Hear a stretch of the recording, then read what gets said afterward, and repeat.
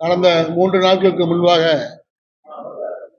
நம்முடைய பாராளுமன்ற உறுப்பினர் வைத்திலிங்கம் அவர்களும், நேற்றைய தினம் முன்னாள் முதலமைச்சர் நாராயணசாமி அவர்களும்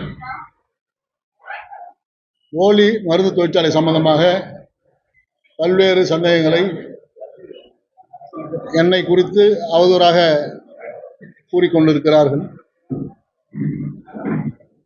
அந்த போலி தொழிற்சாலைகள் அத்தனையும் யாருடைய காலத்தில் அதற்கான உரிமங்கள் வழங்கப்பட்டிருக்கிறது? முதலாக 2010 அபிஷேகம் கிராமத்தில் வைத்திலிங்கம் அவர்களுடைய உறவினர் இடத்தில் மருந்து தொழிற்சாலை ஆரம்பிக்கப்பட்டிருக்கிறது. என்னுடைய தொகுதியான அபிஷேகத்தில் வைத்திலிங்கம் அவருடைய உறவினர் இடத்தில் அந்த தொழிற்சாலை ஆரம்பிக்கப்பட்டிருக்கிறது.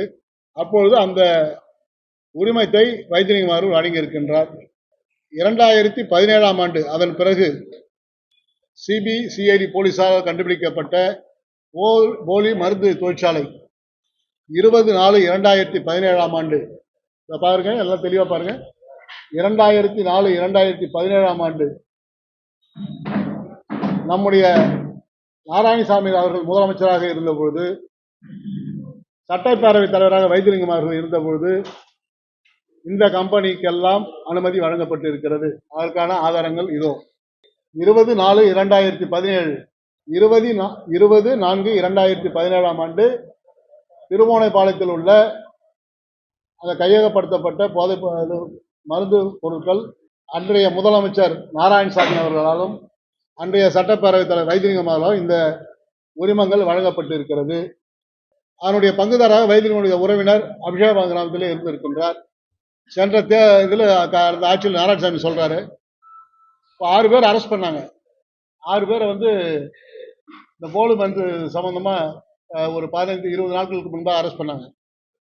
அந்த சமயத்தில் நாராயணசாமி ஏன் வாய் திறக்கல? வைத்திலிங்கம் ஏன் வாய் திறக்கல? அந்த மருந்து தொழிற்சாலைக்கு ஏன் சம்பந்தமா எதிர்ப்பாயாலும் தெரிவிக்கல? அந்த மருந்து தொழிற்சாலையில் நாராயணசாமியுடைய சொந்தம் 50% உரிமையாளராக இருந்த காரணத்தினால், இன்னும் நான் வெளிப்படையாக சொல்லணும், அவர் வெளிப்படையாக வரல, அதனால நானும் பாதியாக முடிக்கிறேன்.